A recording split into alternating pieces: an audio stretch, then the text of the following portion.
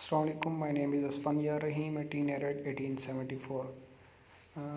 This video is about my presentation of PBG 502 breeding forages and fodder crops. Today my topic of presentation is sugarcane. Sugarcane in native language we call Ghana or Kamal. A genus of sugarcane is Saccharum families poaceae. The most widely cultivated species is Saccharum officinarum. Now classification. Sugarcane can be classified into many cultivated species. Most important of them are Saccharum officinarum and Saccharum berberi. Thick juicy canes, higher sugar content, higher yield, resistant to smut disease but susceptible to red rot and mosaic disease are the features of Saccharum officinarum. While Saccharum berberi have thin stalk, mature earlier, pure yielder with low sugar content, resistance to red rot and mosaic disease but susceptible to smut disease. Sugarcane originated in New Guinea where it has been grown for several thousands of years since about 1000 BC. The cultivation of sugarcane gradually spread across human migration routes to Southeast Asia. Now importance of sugarcane. Sugarcane is the world's largest crop by production quantity, about 1.8 billion tons, cultivated in more than 90 countries. 70% of the sugar produced globally comes from sugarcane. Sugarcane served as fodder for livestock, especially in the lean period of winter. Sugarcane may be used in a wide range of ways.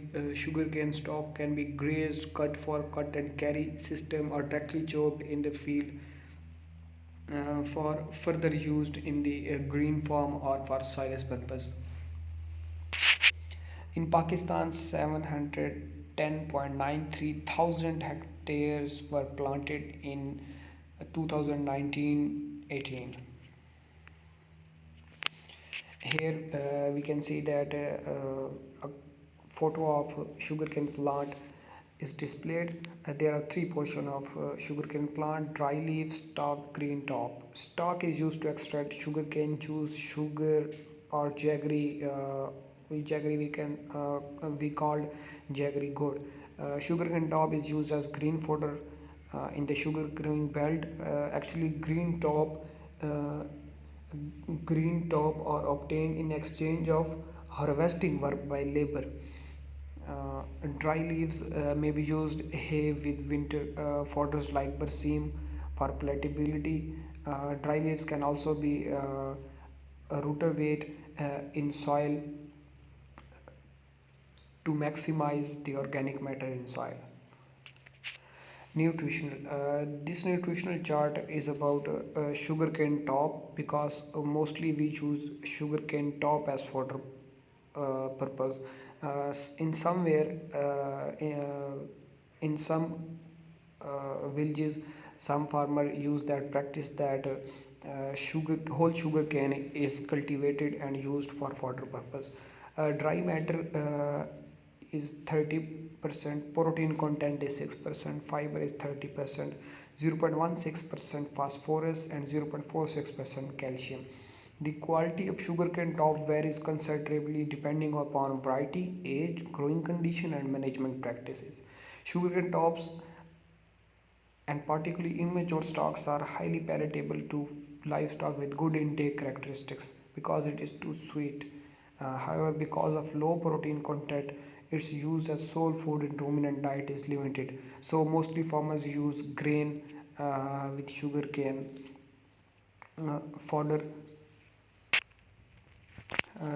Dry matter digestibility of sugarcane tops is low and ranges between 48 to 56%, but immature stocks are more digestible. If animals can graze sugarcane tops selectively or if the dry matters are removed, the feeding value of the sugarcane can be improved, but it is not economic. Here we can see a picture of flowered sugarcane. The white color inflorescence can be seen. Floral structure. Inflorescence of sugarcane is called arrow and flowering is called arrowing. Inflorescence or tassel of sugarcane is an open branch panicle. Flowering has both male and female organs but not all produce fertile pollens. Pollen usually of low viability. Each tassel consists of several thousand tiny flowers, each capable of producing only one seed. Seeds are extremely small, weight approximately 250 per gram. For commercial sugarcane production, inflorescence is of little economic importance, but flowering is important for plant breeder to cross and producing hybrid varieties. Inflorescence of sugarcane can be seen in picture fig 2.6. In reproductive part of sugarcane flower, we can see multi stamens and single ovary. Sugarcane plant don't flower in all the areas where it is being cultivated in the world, but it needs some special luxurious condition for flowering. So here we discuss some luxurious condition for flowering of sugarcane. Sugarcane usually flower at the age of 10 to 15 months, but some varieties don't flower at all. A day length close to 12.5 hours and night temperature between 20 to 25 will induce flower initiation. Optimum growth condition in the vegetative phase such as uh, abundant supply of nitrogen and moisture and fertile soil restrict inflorescence while stress condition induce floral initiation. In Pakistan, Kashmir, flowering time was observed during May in a field trial, while seed achieved from fuzz at Arjabagh Kashmir research station were 50% viable. That is very low viability. Now, emasculation and pollination techniques. Uh, Sugarcane is cross pollinated. Usually, NCCs take place between 6 a.m. to 8 a.m. Flowering opening will start from top to bottom. Flowering in sugarcane is location specific and influenced by environment, as we have earlier discussed. Selfing. Selfing is done by covering the arrow by a bamboo framework or cage which is covered with muslin cloth or polythene bag. Such a cover is called lantern. It prevents cross pollination. Within week to 10 days, we can get self seed and harvest them. This method is being followed in Sugarcane Breeding Institute, Combato, India, in Tamil Nadu. Crossing of sugarcane, hybridization is done uh, between two different species of sugarcane. Now many hybrids of sugarcane are under cultivation. Hybridization is very difficult in sugarcane due to following reason. Sugarcane is mostly vegetative propagated in the field. Spikelets are too minute, so hand emasculation cannot be possible. Hard water treatment and alcoholic emasculation can also not be possible. Self sterility of both pollen and ovule predominates almost in all the varieties. Hybridization methods. Combateur method. During flowering period, the sugarcane stem will be cut, leaving one or two buds. The cutted stem can be transferred to a mud pot having moist mud. Within 10 days, bud will develop into roots. This can be transferred to breeding block.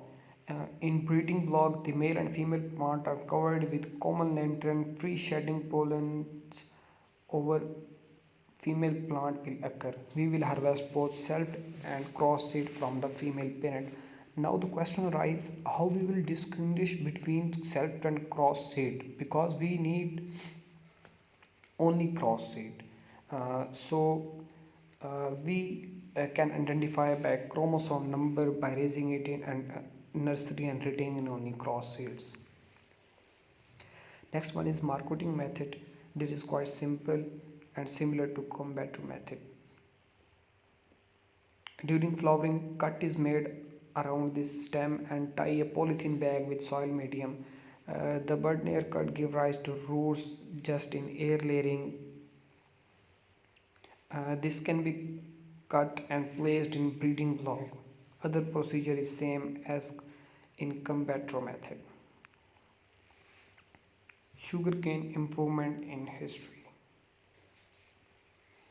Discovery of sexual fertility in sugarcane was done in 1858 and allowed genetic improvement of Saccharum officinarum through interspecific crossing.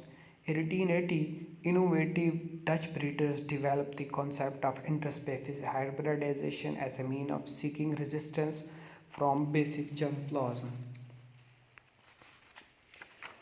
A breeding system of crossing Saccharum officinarum with Saccharum spontacum and repeatedly back-crossing the hybrids as male to Saccharum officinarum was developed by Dutch breeders in Java at start of 20th century.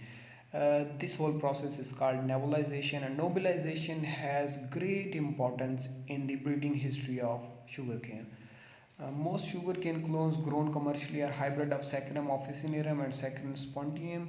Saccharum officinarum contribute for sucrose gene, while Saccharum spontium contribute for disease resistance, vigor, good retuning ability, good ability to withstand harsh environmental conditions. In Pakistan, there are some hybrids of sugarcane such as CPF 253, CPF 252, CPF 251, CPF 250, CPF 249, CP 77 400, HSF 240, 242, 243. For as we concern for breeding for fodder purpose of sugarcane, so uh, we select those varieties which have late maturation time and uh, can tolerate the stress conditions such as frost tolerant varieties. Thank you.